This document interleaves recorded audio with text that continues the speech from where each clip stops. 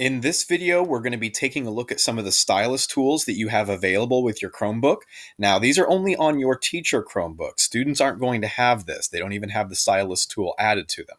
Now, if just in case maybe you didn't even realize there was a stylus built into your Chromebook, on the front left, if you look at the bottom, right near that front edge, there is a small stylus that you can pull out of there. And when you do, you're going to see some tool options pop up down here near the bottom right. Now, when I pull mine out, we should see them pop up, and there they are. And we've got several here: screen capture, create note, which recently hasn't been updated. It may not be working anymore, so we're just going to skip that one for now. But you also have a laser pointer and a magnifying glass. Now, when I tap on one of those, let's say I tap on laser pointer with my stylus, you see it highlight there. Then when your Chromebook or is connected to your projector, when you touch your screen, a laser pointer will show up on the projector screen or on that TV screen for students to see. So it's a nice tool for being able to point something out or focus in on something individually and just get their attention on a specific part of the screen. And sometimes just the mouse cursor isn't quite enough to do that. Now, if I go back and tap on that button right down here, this is where all of your stylus tools are located near the bottom right. The first time you tap on it, it's just going to turn that tool off. And then if you tap on it a second time, it'll bring that menu right back up. Now, if we take a look at the magnifying glass tool, wherever you touch, you can guess what's going to happen. It's going to enlarge that up on your projector screen, and it'll also enlarge on your Chromebook screen as you're seeing right here. And again, this is a nice way. Sometimes on websites, we all know there's some great information there, but it's just not quite big enough for students to see, even on those big, nice displays that we now have.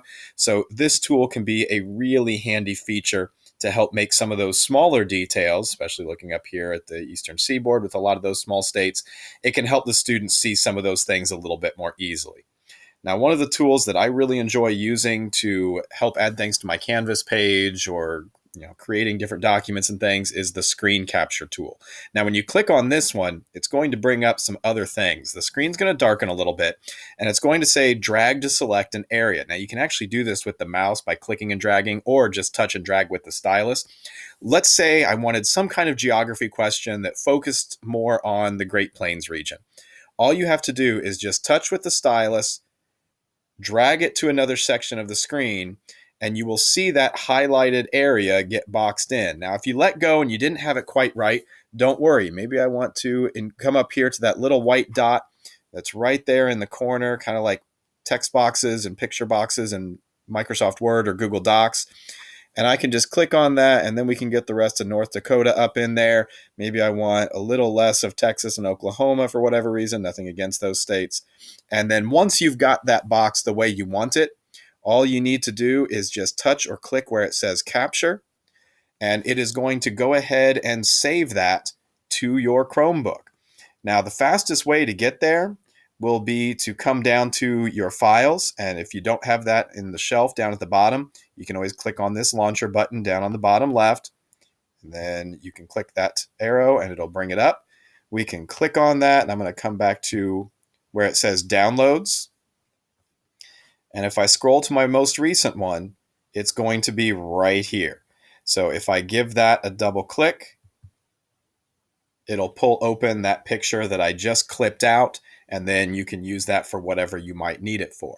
Now, some of those other tools that you have available, if we click on that stylus tool button again and go back to screen capture, it'll pull up the last box that you had. So if you just wanted to get a different section, it's a nice quick way to get something else. But there are other tools down here at the bottom.